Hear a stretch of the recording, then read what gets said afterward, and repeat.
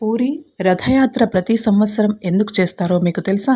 ఇంద్రద్యుమ్నుడు మొట్టమొదట పూరి ఆలయాన్ని కట్టించారు. ఆయన భక్తికి మెచ్చిన నీలమాధవుడు వరం కోరుకోమంటాడు. అప్పుడు రాజు, స్వామి, నీ దర్శనమే మహాభాగ్యం. కానీ నాది ఒక్క కోరిక. నాకు పిల్లలు పుట్టకుండా నా వంశాన్ని నిర్వంశం చెయ్యి. ఎందుకంటే భవిష్యత్తులో ఎవరూ కూడా ఈ ఆలయం నాది అని నీకు నీ భక్తులకు మధ్య రాకూడదు అని కోరుకుంటాడు. ఆ రాజు భార్య పేరే గుండీజ.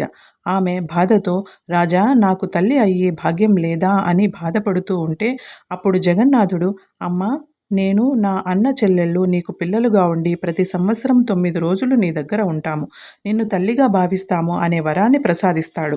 అందుకే ప్రతి సంవత్సరం జగన్నాథుడు ఇచ్చిన మాట నిలబెట్టుకోవడానికి రథం మీద గుండీజ ఆలయానికి వెళ్ళి ఆమె చేసిన వంటలు తిని ఆమెను సంతోషపరిచి తిరిగి వచ్చేస్తారు. అంతటి కరుణామయుడు ఆ జగన్నాథుడు. జై జగన్నాథ్.